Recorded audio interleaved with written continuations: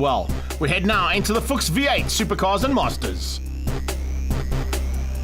These cars haven't been together for a long time, and to see 35 of them on the circuit is just magnificent. It bodes well for what they're looking to do with these categories for 2017 and onwards. And with Hoosier backing them with some nice tyres and Fuchs on board, it looks like things are looking good. A great start here from Kyalami as he leads things out, headed down towards Crowthorne. Side by side with him is the Italian stallion, Franco Di Matteo in the Varta Batteries Jaguar. Who's going to have what it takes down into turn one? Usually there would be kind of a white line rule, but that has been scrapped here. And Ben Morganhood goes along with a seasoned campaigner. And in fact, one of 5 drivers in this V8 category that have driven all 5 derivatives of Kyalami. Good start here from the V8 Masters, all the way from Cape Town, coming to be part and parcel of this event, and a big field of them also making their way up onto the Highveld. A good start from Fabio Tofani. He leads out over Marcel Angel, and it looks like it may be a little issue here for car 17, Sean Holtzhausen. He stepped up for polos and into a V8 for the very first time. Here you can see what went wrong. Just got on the loud pedal a little bit too quickly and spun out of barbecue. Great shot there from Craig Shorter on the Trojan and turn 1 Jaguar. It is the Quench car out front, and a good drive here from Tofani to lead things out as he gets away from his very good friend but arch rival Marcel Angel. We go on board with the Panacea APV here of Craig Jarvis, sitting in about 5th place on the circuit, closing in on the back end, by the looks of things, of Paolo Cavalieri. What a start there from Cavalieri in the Tiger Wheels car. Ben Morganhood sitting in 3rd. Right behind him is Amos Cockram Jr. Then you got Terry Wolford, and Wolford looking to put the pressure onto Junior.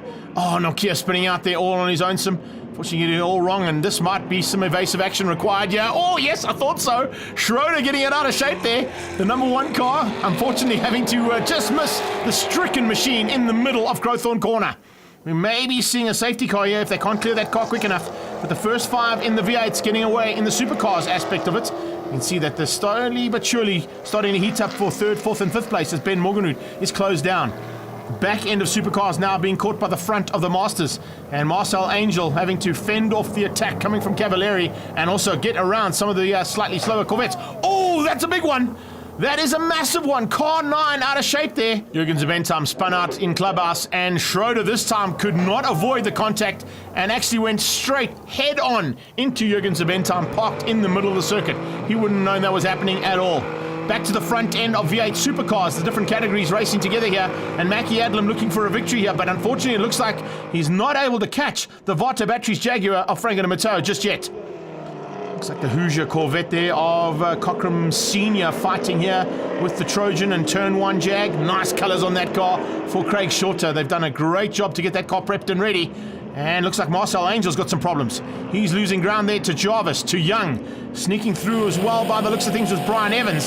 So Craig Jarvis doing a great job here in the Panacea machine. And there you can see a change up possibly for the lead. Yes, indeed. Or this for 2nd place. That is Paolo Cavalieri fending off the attack out of Steve Young. Franco Di Matteo's got a problem. Di Matteo is slowing up dramatically and has dropped down into about 10th place overall here. The big black cat has given up the ghost. And it looks like we've lost out on Adlam and Morganhood, because that is Amos Cockram Jr. about to go and take his first V8 victory here at Kyalami, and the very first one ever. And it looks like the marshals unfortunately just got caught out by all those cars going missing on the last lap. Yeah, you can see checkered flag eventually gets given to Darren Goodmans, who got promoted up into 3rd place. But definitely Cockram Jr. with the win, ahead of Terry Wolford and Goodmans in 3rd. Romano Sartori comes through for 4th place. And then in the V8 Masters, it was Paolo Cavalieri beating Steve Young, Craig Jarvis, and Brian Evans for the top 4 honours in the APVs. Oh, a little bit of manoeuvring to happen now for race number 2. And I think a couple of cars that have to be sorted out as well. But fortunately, they've got an overnight break, and they'll get a chance to get the car sorted out now for race 2. Rolling Thunder is back at Kyalami, and the V8 supercars now with a slightly bigger margin this time over the APVs in the V8 Masters, just to give the guys a bit of a chance. But that didn't help, because Terry Wolford got tagged into turn 1 and spun around completely. We've got Darren Goodmans into the side of him and Ben Morganhood into the back of that. So unfortunately that will bring out a full restart and a red flag situation. These cars unfortunately stricken in the middle of nowhere, and no one's going to get past them. So after the restart, let the hammer drop again and down towards Crowthorne Corner. Here comes the big field of V8 supercars. Leading things out, it is Amos Cockram Jr. Look out for Terry Wolford going down into Crowthorne and right on their tail. Looks like they're slowing up here. I'm not quite sure what the issue is going down into Crowthorne Corner, but big braking. Look at the damage on Adlam. They ripped the bodywork off there just to keep him going and give him a shot at possibly winning the second flag. Double yellow flags into turn 1. That's the reason for that. And there you can see out of turn number 1 Crowthorne Corner now, it is Paolo Cavalieri, race 1 winner in the V8 Masters with Steve Young on his tail. Craig Jarvis going side by side there and trying to keep out Brian Evans, his good friend, as they head up into Yuxke and Barbecue. Good start from Steve Young, and he's now putting pressure onto the back end of Paolo Cavalieri. Look at the pressure being applied there. Frank and Donadio going side by side, and they're still rubbing down the straight. Oh, that is just top quality stuff.